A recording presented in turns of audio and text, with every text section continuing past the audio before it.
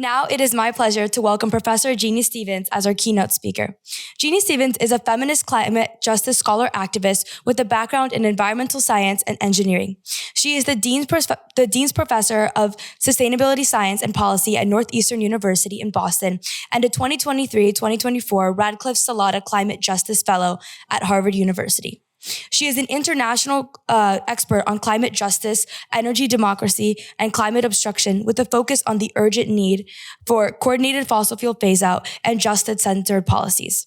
Professor Stevens, thank you so much for joining us. The floor is yours.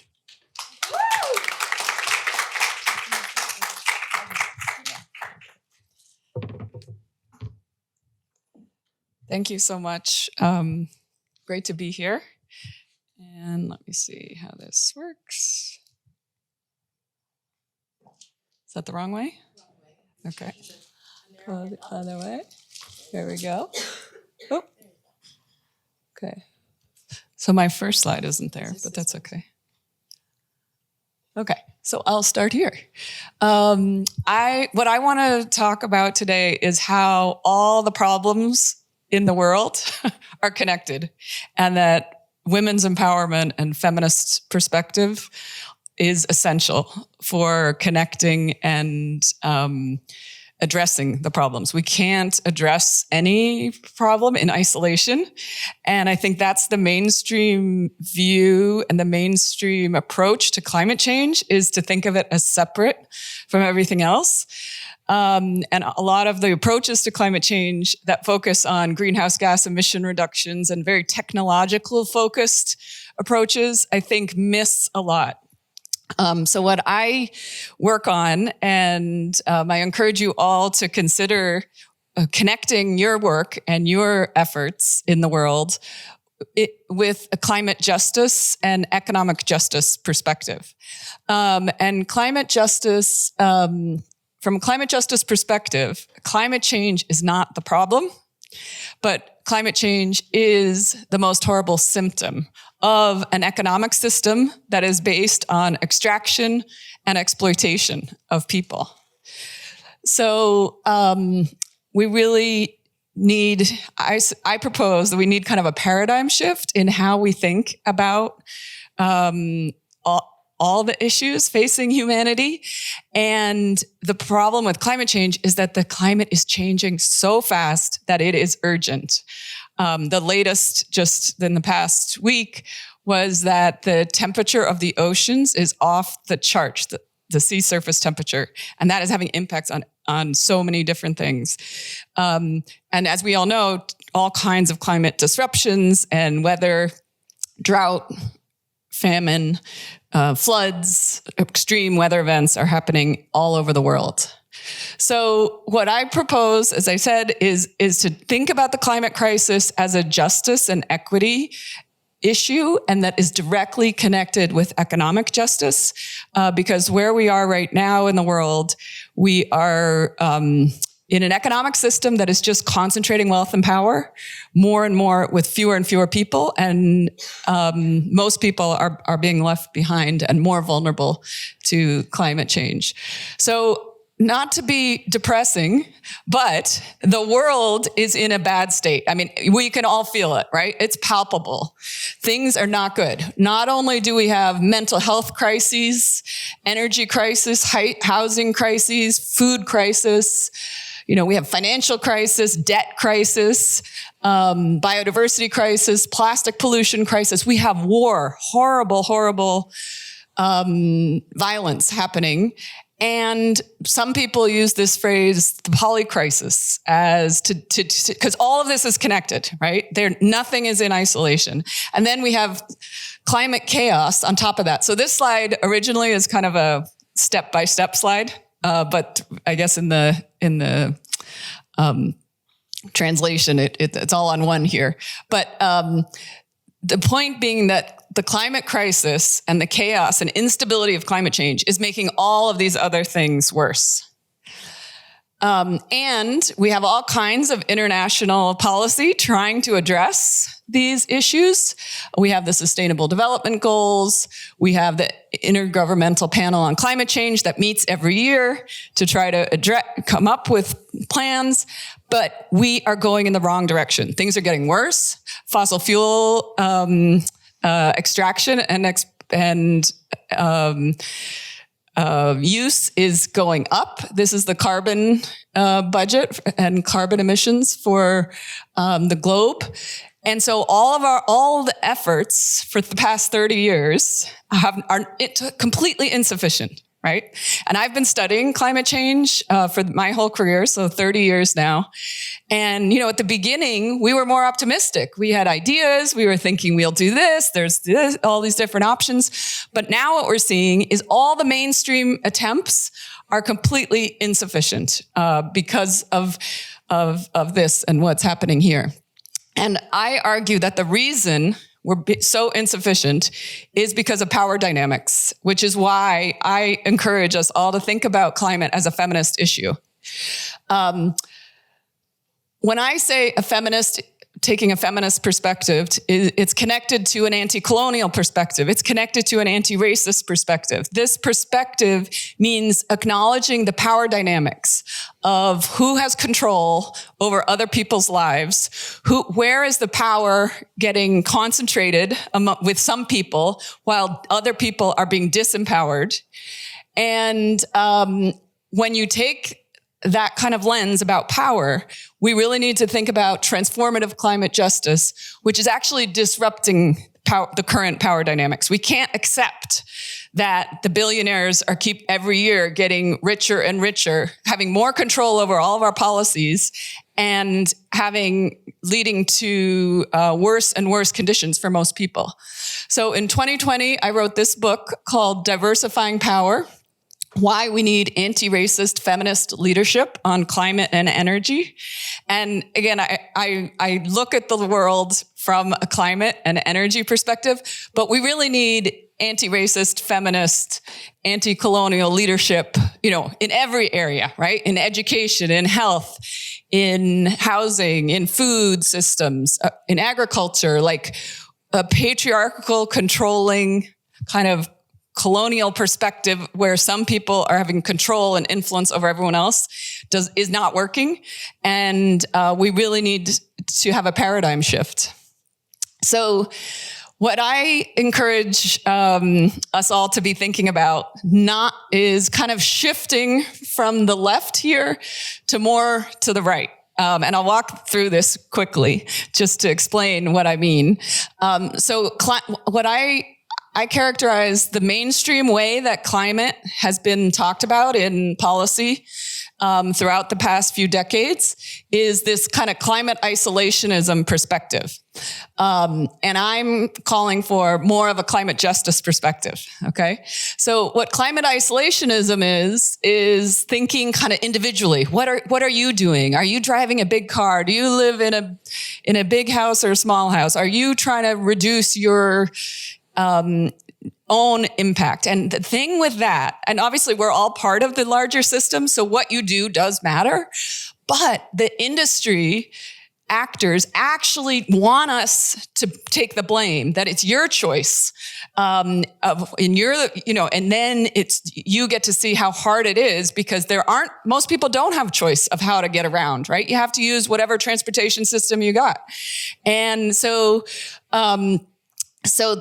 we need to move away from blaming individuals and moving toward a systems change perspective. Like, we have to invest in infrastructure so people have choices of what kind of food they eat, how they get around, what kind of housing they live in.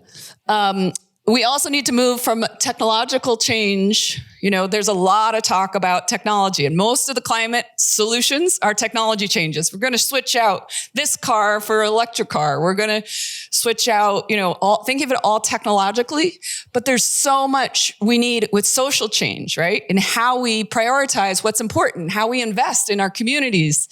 And people don't think of that as much as a climate issue, but it really is when we take a climate justice perspective.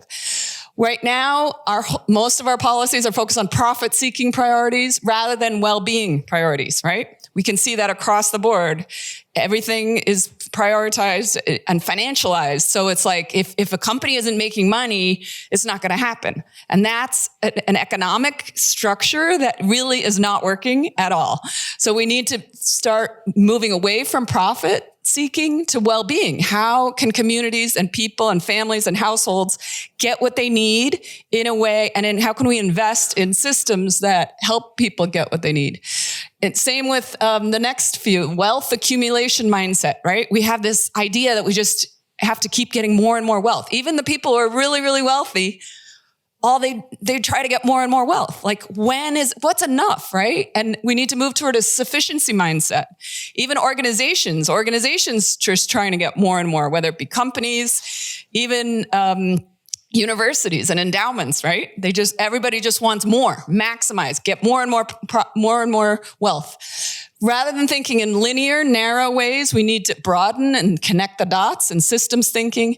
And then I want to take a minute on this last one, innovation instead of moving more toward exnovation. So this is a kind of new idea. Innovation is great, and we need a lot of innovation. But we also need exnovation, which is figuring out and doing research on and investing in how to stop doing the things that we know are hurting us and hurting the planet. And we don't spend enough time on exnovation. And we also, as this is kind of connected to the accumulation of wealth, but we need to move away from concentrating wealth and power to distributing wealth and power. Because it's getting more and more concentrated, and the billionaires are getting more and more power, and they're not doing things that actually are helping most people. So I just want to just give an example for exnovation. What do I mean by exnovation? Arguably, with climate change, the number one thing that we should be focusing on is how to phase out fossil fuels. Keep the fossil fuels in the ground. There are plenty of alternatives. There's all kinds of ways that we could live our lives that is healthier without as much reliance on fossil fuels. Yet, we don't have any policies globally that are about coordinated fossil fuel phase out. None of our universities actually have programs on research on how to phase out fossil fuels. And all the fossil fuel companies have no plans to stop. They are extracting and distributing more and more fossil fuels every single year, and their profits are getting more and more, and they're actively investing to strategically resist any change, right? So this is an example of what we need exnovation on. Also plastics. Plastics are in everything now. We use plastics they're little microplastics in our blood. There's microplastics in breast milk that babies drink from their mother. And all kinds of horrible health impacts are resulting from that, but it's happening so fast, we don't even know. But it can't be good, right? We know instinctively it's not good. Yet, we don't have any plans for exnovation of plastics, right? The plastic companies are making more and more plastic products, and there's less. Again, the universities don't have. We have a lot of research on plastics, identifying how much plastic there is, where it is in the ocean, in the body, but we don't have research on how to stop using plastics. And the other thing we need to exnovate away from is this market growth-based economic assumptions, which is completely misaligned with the reality of the planet right now. There's planetary boundaries. There's only so much that we can keep growing and growing and growing. Yet our policies and our politicians and our economic system assumes we can just keep growing and growing and growing. But we need like a well-being economy. Like, what do people need, rather than just wealth accumulation and this unrealistic and completely impractical assumption that we can always keep growing, because we can't. So my project that I'm working on here this year as a Radcliffe fellow here at Harvard, is thinking about universities in light of all this climate justice perspective. And what would universities look like if they were focused more on climate justice and less on climate isolationism perspective? And what I've done in the book is kind of reimagine what universities could be doing. Like, we could have in our universities, we could be partnering with communities, right? And prioritizing the needs of vulnerable communities and figuring out how to collaborate and co-create knowledge and research to help people directly. But that's not really what we're doing in our universities. And what we're teaching students in our universities, a lot of it is that you can just keep growing and focus on individual success and wealth and not really connecting with what's really happening in the world.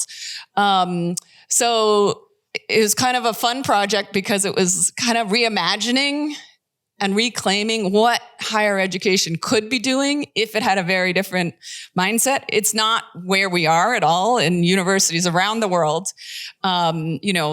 Universities are actually kind of traditional and focus to kind of the same thing over and over and build on what they've done before. And they're not changing fast enough to match what's happening in the world. So that is my current project. And I just want to end here by just, welcoming you all to embrace a feminist climate justice perspective in your work, and think big. Like, we have to question some of these assumptions that we're told, oh, there's no other way. But we're at such a point in the world and with humanity and the planetary boundaries and the destruction and ecological destruction and our own health, human health, in that we need to start thinking differently. So I'd really encourage you all to kind of take a more transformative lens and think about what your project and your organization, how can you be more disruptive with the mainstream? And it's really hard because there's no answer of how to get to big transformative change, right? There's no guidebook on how to do it. But we need to have more collective action, coalition building, solidarity among all the different organizations that are trying to change things and make things better for people, and move toward a different, more hopeful future for everyone. So I just want to end acknowledging a lot of my great students that I've worked with, and a lot of collaborators. And there's so many good people doing amazing work. And that's where we get our hope, is by collective and collaborative and coordinated efforts. And that's where I think there's also hope, despite very tough political situations in so many places in the world, moving toward more authoritarian, patriarchal politics, right? We need to coordinate and be in solidarity with each other and act locally, but think globally, right? And really connect globally. And so that's some comments and thoughts that hopefully will set the stage for this great program today and next weekend as well. So thank you all.